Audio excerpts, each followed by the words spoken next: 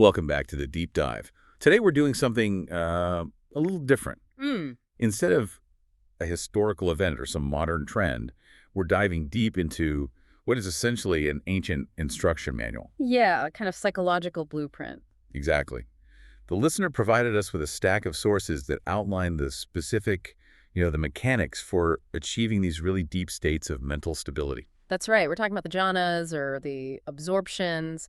And for a lot of people, these states can sound, well, almost mythical, impossible. Right, like something you just read about. But the sources we have here, they don't treat them that way at all. They treat them like an engineering problem. An engineering problem? Yeah. They lay out the exact inputs required. If you do X, Y, and Z, you get this result. It's remarkably systematic. Okay, so this isn't just theory or devotional writing.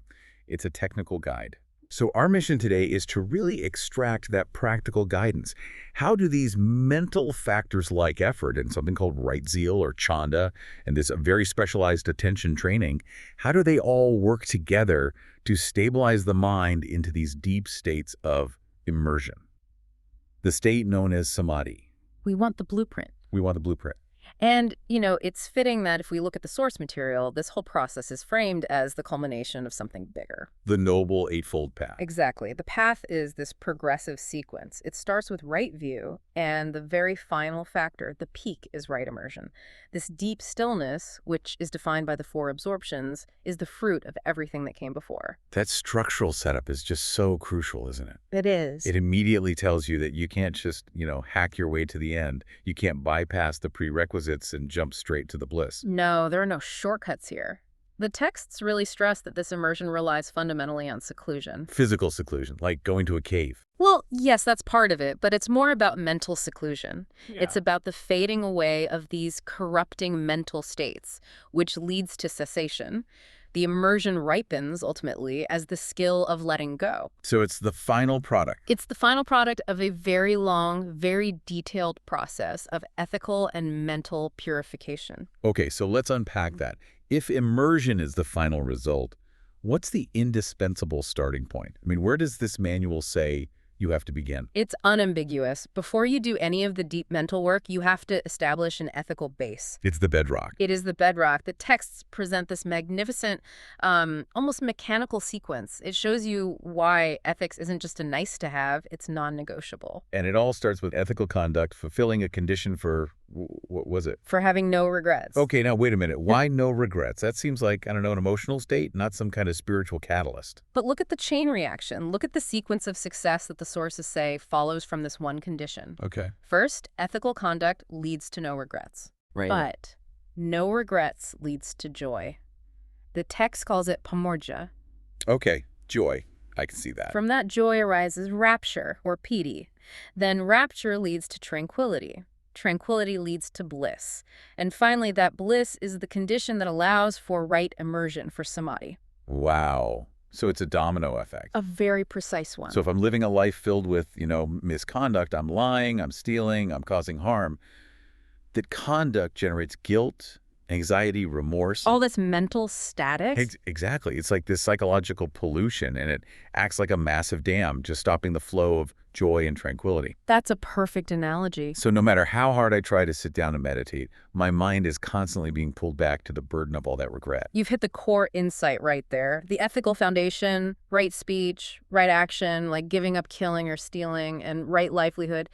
It's not a moral imposition. It's a psychological necessity. The sources state it plainly. If you have bad bodily, verbal, or mental conduct, it just leads to painful results. It makes deep insight impossible. It's like trying to listen to a whisper in a room with a running chainsaw. Yeah. The mental noise from unethical action is the chainsaw. And I guess ethical conduct is the act of turning it off.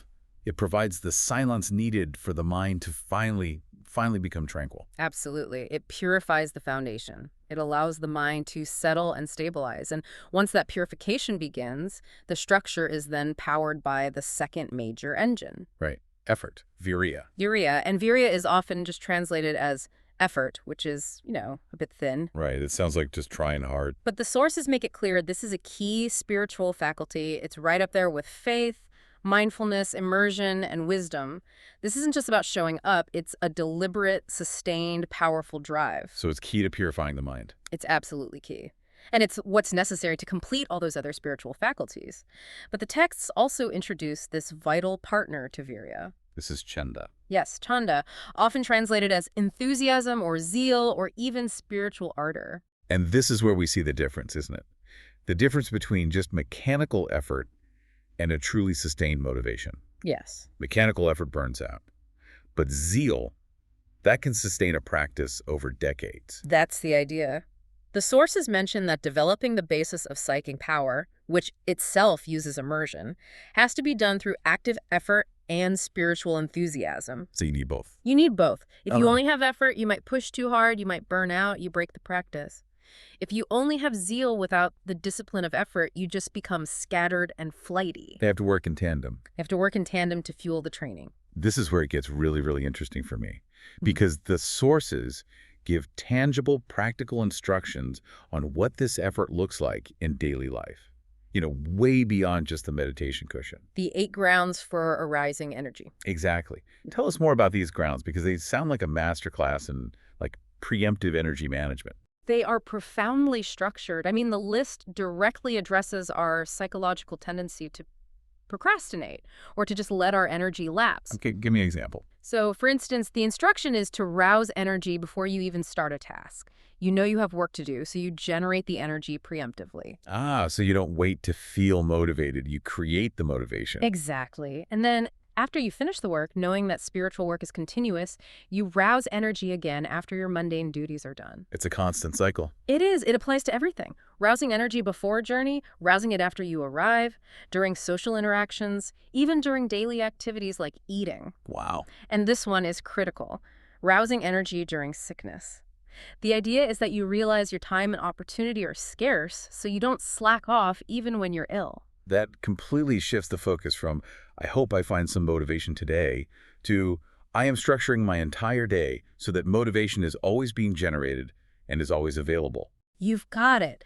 It turns energy arousal into a continuous, disciplined habit, not some momentary, fleeting inspiration. It's a state of constant vigilance. Yes, and it transforms every single activity into an opportunity for spiritual maintenance.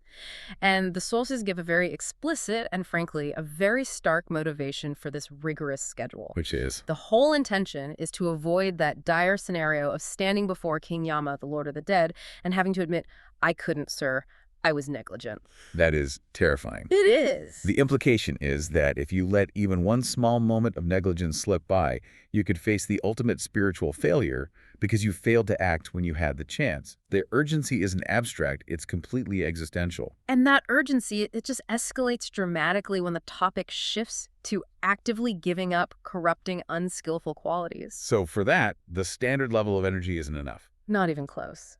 To give up bad qualities, the texts say one must apply extraordinary enthusiasm, extraordinary effort, zeal, vigor, perseverance, mindfulness, and situational awareness. That sounds like a radical, all-out deployment of mental resources. Yeah. How radical are we talking?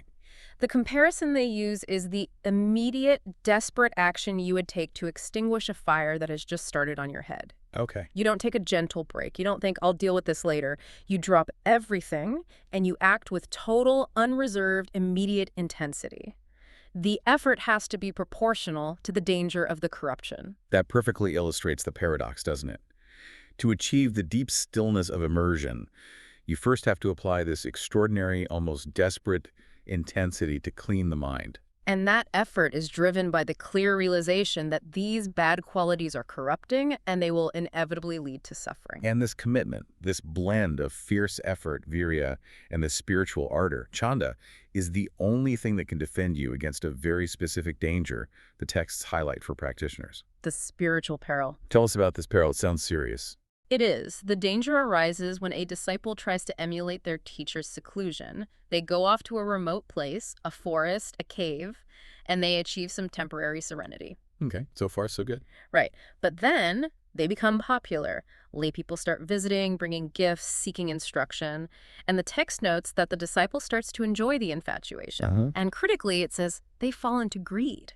So they mistake the external form, having the secluded hut, for the internal achievement.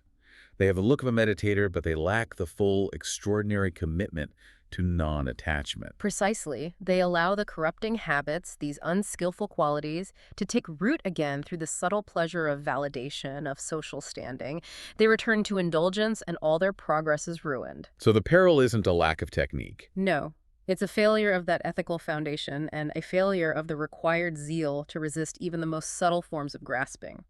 The teacher, by contrast, also receives visitors, but their mind is so pure and so established in the path that they never enjoy the infatuation. They never fall into greed.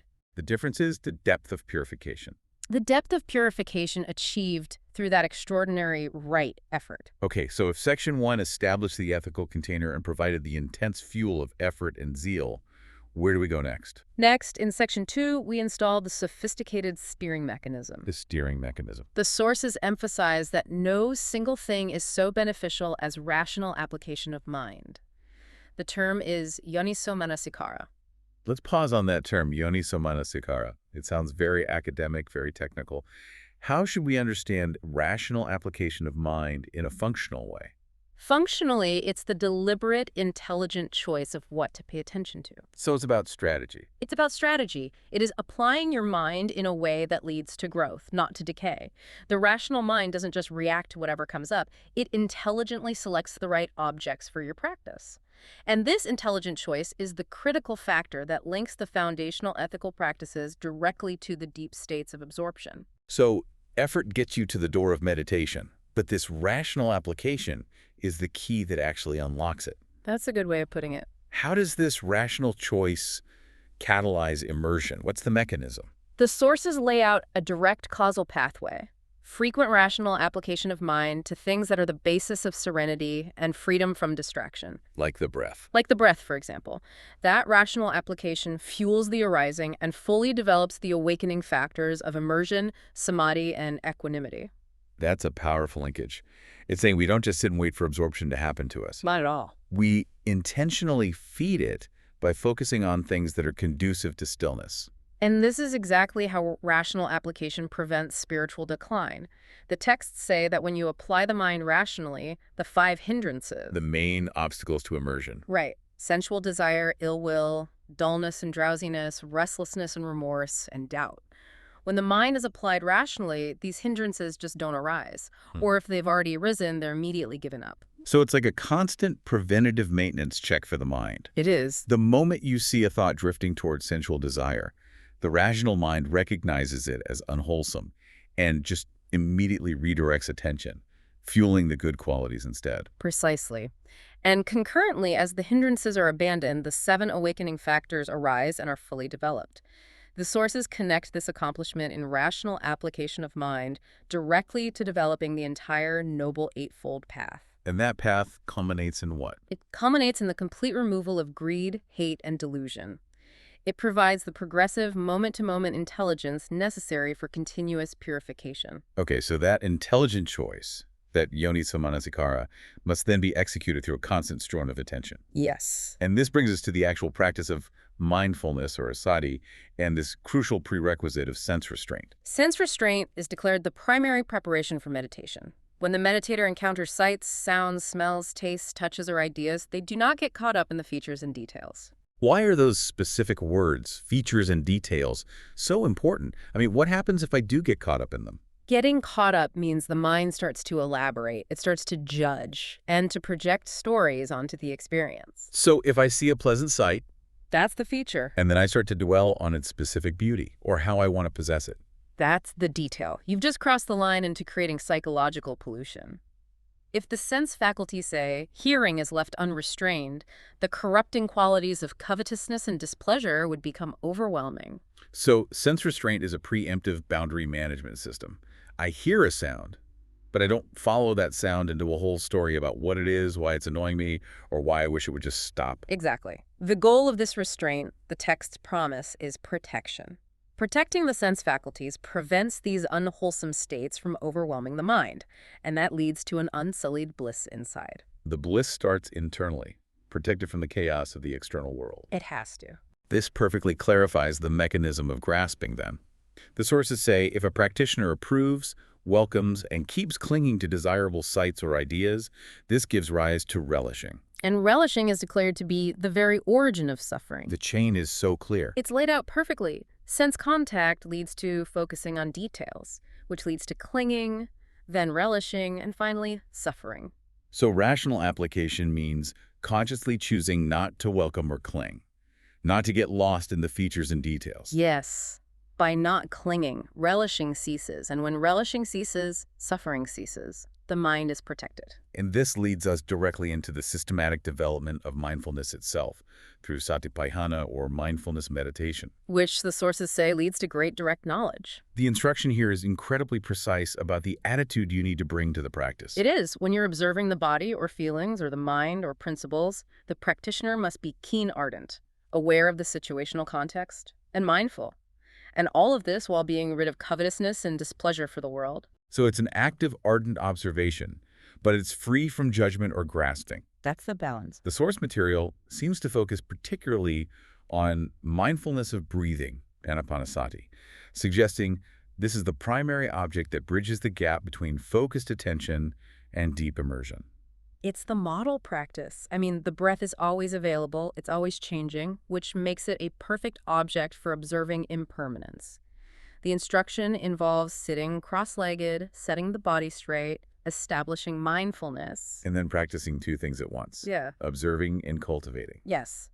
And the steps are highly detailed, moving the practitioner from just a gross observation of the breath to a state of profound stillness. What are those initial steps? Initially, it's just knowing if you're breathing in long or short, then practicing experiencing the whole body as you breathe. And then this is a key step, explicitly training to still physical processes. That last one, stilling physical processes, that is key, isn't it? It's huge. It implies that the intense concentration on the breath eventually exerts a real influence over the body itself, leading to deep relaxation and this preparatory stillness. Absolutely. The practice isn't just passively observing the breath. You are actively using the breath to cultivate specific mental states. The practitioner trains to breathe in and out while experiencing gladdening and then explicitly immersing the mind and freeing the mind. So the mechanism is right there in the instructions. Yeah. Meticulous, ardent attention on the breath, driven by rational choice and ethical zeal, is what actively immerses the mind in samadhi. Yes. This systematic, intentional process is what creates the conditions for the jhanas to arise. All right. We've established the ethical foundation, we've deployed this extraordinary effort, and we've perfected the steering mechanism of attention. Now we enter the core subject, the four absorptions, the jhanas. These are the progressive states of deep immersion that define right immersion. So let's start with that transition. How do you move from the general focus we've just discussed to the stabilized state of the first absorption? The first absorption is achieved by being quite secluded from sensual pleasures and unskillful qualities. That initial seclusion is the gateway. Psychologically, it means you have successfully walled yourself off from the pull of the five senses and the five hindrances. And what are the defining factors of this newly secluded state? What does it feel like? It's characterized by intense rapture, piti, and bliss, sukha, both of which are born of that very seclusion. But there's the catch. There is. Crucially, the mind still requires active mental input. It's sustained by what the texts call vitakka, which is placing the mind, or the initial application of thought, and vikara, which is keeping it connected, or the sustained application of thought. So the first jhana is a state of profound joy and clarity, but you still have to work at it. A little bit, yes. The mind is still working to hold the object, even though the distractions are gone. It's stable, but it's not effortless yet. That is a perfect way to put it. The effort of the mind is now exclusively refined to just holding the object, not fighting off distractions. And the intensity of that rapture and bliss proves to the practitioner that these spiritual pleasures are vastly superior to sensual ones. Which strengthens their resolve. It strengthens their resolve and their zeal to go further. But the path requires shedding even these factors. Yeah. So what shifts when you move into the second absorption? The second absorption is the moment of true, effortless stability. It's characterized by the explicit stilling of vitakka and vikara. So the placing and keeping of the mind are released. They drop away. That initial work of rational thought is gone, and the mind achieves internal clarity and becomes, as the text says, at one. This addresses that paradox we talked about earlier. The initial, intense effort and rational application got us into the first stage. Right? But now, the mind is skilled enough to maintain stability without those active mental inputs. It becomes self-sustaining. That is the mastery being described. The effort required for the initial focus is gone, and the resulting rapture and bliss are now born solely of immersion itself. The sources specifically call this bliss the rapture not of the flesh. Let's explore that distinction the texts make between piti rapture and sukha bliss. They're both present in the first two absorptions. How do we distinguish their quality, especially since the bliss of the second is called finer? It's a subtle but important point. Piti, or rapture, is often described as a kind of excitement, a delight, a spiritual enthusiasm. It can even manifest physically, like goosebumps or a feeling of internal effervescence. Okay, so it's energetic. Very energetic. Sukha, on the other hand, is a deeper, more pervasive ease. It's contentment, a profound sense of spiritual well-being. So rapture is the thrill and bliss is the underlying comfort. Precisely. In the first absorption, the rapture is really intense because the mind has just experienced this profound seclusion after a lifetime of distraction. It's a novelty. It is. In the second, the piti is still strong, but the sukha, the bliss, is superior because the mind is now perfectly unified. The distinction is always made against the much grosser pleasure of the flesh. Sensual stimulation. Right. And the spiritual pleasure of the second absorption is declared to be finer than the pleasure of the first. The texts even hint at an even more spiritual rapture, which occurs when the mind reviews its freedom from defilements. Okay, so if the second absorption is defined by this profound, unified rapture and bliss, how does the third absorption represent a further refinement? Where do you go from there? In the third absorption, the intense excitement of rapture, the piti, begins to fade away. It fades away. Why? It's seen as too coarse. It's too close to excitement, which is ultimately a form of subtle agitation. The meditator instead remains with equanimity, upekkha, while being mindful and aware and personally experiencing the profound bliss, the sukha. So the goal isn't constant thrill. Got it all? The goal is deep, steady stability. The thrill is exchanged for equanimity. That is the essential transition. The pleasure of the third jhana is described as the most deeply satisfying spiritual pleasure, but it lacks that energetic, excitable factor of rapture. Noble practitioners are said to declare of this state, equanimous and mindful, one meditates in bliss. The mind is settling. It's settling into a state of unwavering balance, fully mindful of the pleasure without being overwhelmed by it. And this leads finally to the fourth absorption, the zenith of concentration. The fourth absorption is the systematic shedding of the last vestiges of any hedonic experience. You give up pleasure and pain, you end former happiness and sadness, and the resulting state is defined by this deep neutrality. Without pleasure or pain. Exactly. Established in pure equanimity and mindfulness. That seems so counterintuitive. Why would you give up the profound spiritual bliss, the sukha, of the third absorption for a state that's described as without pleasure or pain? Because even that refined spiritual bliss is a subtle object of clinging. It still holds the potential for attachment, and therefore for instability. The fourth absorption moves beyond even spiritual pleasure to achieve the ultimate equilibrium. The texts confirm that at this stage, the physical process is also stilled, meaning the bodily functions, even the breath, have quieted to the deepest level achievable through concentration. This is perfect stability, entirely dependent on upekkha, equanimity, and sati, mindfulness. This intense process of refinement shedding effort, shedding rapture, shedding even spiritual pleasure, it raises a critical question about non-attachment. The power of these states must be immense. How does a practitioner make sure they don't just cling to the experience itself? This takes us right back to the role of virya and yanisa manasikara. That rational application of mind has been constantly developing the skill of non-grasping the entire time. So the training is built in. It's built in. The texts address a state even deeper than the fourth jhana, the cessation of perception and feeling, and the mechanics of emerging from that state are incredibly illuminating. And what are they? The individual doesn't consciously think, okay, I will emerge from this state now. They can't. Consciousness and perception are essentially suspended. So how do they get out? Their mind, the text says, has been previously developed to lead to that state of emergence. Wow.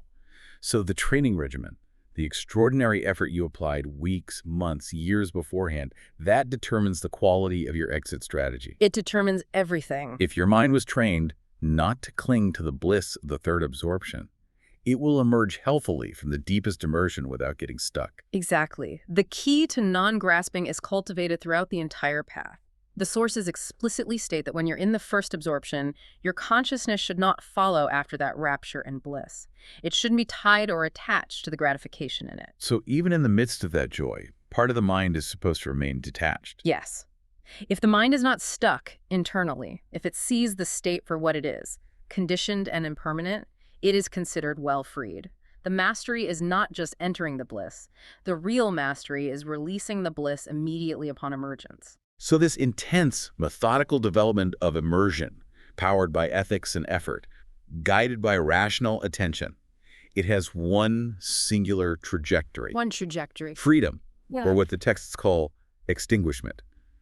The comparison provided in the sources is just so striking. The great rivers, the Ganges, the Yamuna, they all slant, they slope, they incline toward the ocean. And nothing can stop them. Nothing. That metaphor, it just perfectly captures the utter inevitability of the outcome. Once the factors of the Noble Eightfold Path, including right effort and right immersion, are fully developed, the practitioner is irresistibly drawn toward that sea of liberation. The process becomes self-correcting and self-fulfilling. And what is the ultimate purpose of all this cultivation? It can't just be to experience internal happiness, can it? No, that's a byproduct. The ultimate purpose of cultivating these mental factors, effort, attention, immersion, is the complete and total understanding of suffering and its cessation. So the samadhi you achieve in the jhanas is simply the tool. It's the lens. It's the clearest possible lens through which to view reality. And how does that clarity lead to knowledge? When the mind is purified and deeply immersed, it extends toward the knowledge of ending the defilements. The clarity is then used to truly understand the Four Noble Truths. This is the moment where all the theory becomes direct, personal, undeniable experience. So let's look at the Four Truths through that lens, through the lens of this purified consciousness. Okay. First, they truly understand suffering.